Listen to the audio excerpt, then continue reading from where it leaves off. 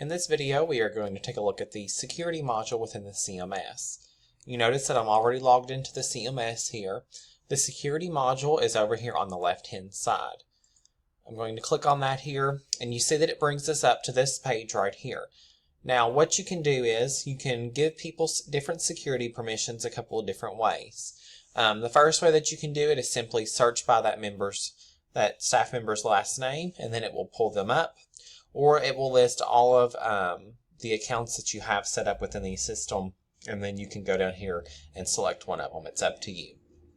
If you click on select by somebody's name, it's going to take you in here to their account. It's going to tell you their user ID, their password. This is where you can go in here and reset this if you need to. It also gives you the option to go in here and set this user up in the LMS system if that's a product that you have from us. Then down here you have the different permissions, like under district permissions. If you click on enable district access, it pulls up an entire different list of options that you can go in here and select that users can access, and of course you can uncheck those to take away that access. So you see here that there's all kinds of different security permissions. We have these described, each one and what they do, within the page where this video is found, so you can look at those and get specific details on each one. Of course, once you select the appropriate permissions you want somebody to have, you will come up here and click on Save All. That's one way that you can get to the security settings for a specific person. You can also go to Staff and search somebody's name here as well, and then you can go over here and edit, and then you can go to the security tab here. It takes you to the exact same place. I'm going to go back to security again. Over here on the right hand side, you see that we have some security options. One of those is audit reporting. Audit reporting basically tells you, gives you an idea of who's logged into the system, what time, what changes they have made, anything like that. You can find that under audit reporting. There's also a set permissions area.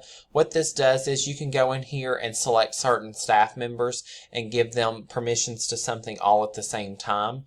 So if you want everybody to have view intranet permissions, you can come in here and select them all, or select specific ones. Come down here and click on view intranet access and click on save all, and it will give everybody all of those permissions.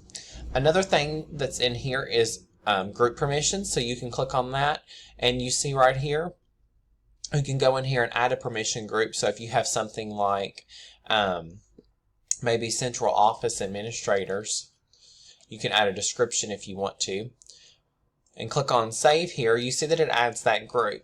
You can then, once you have that group set up, you can go in here and click on the permissions button, and you can go in here and give them specific permissions. So maybe for central office administrators, I want them to be able to go in here and add photos to the header. I want them to be able to access content pages. You can have them basically set up groups, whatever you want them to access.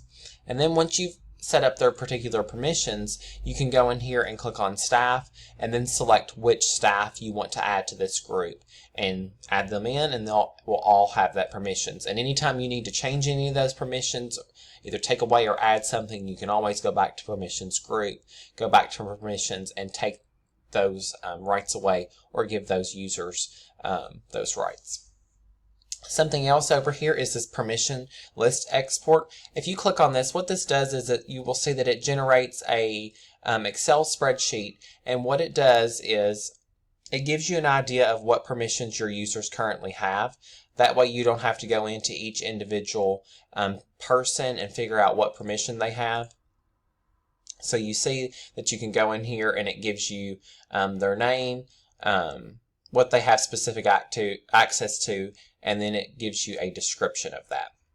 So again, that's an option for you as well, so you can see what users, what they have permission to. That is the security module within the CMS. If you have any questions, feel free to contact us, and we'll be more than happy to help you. Thank you.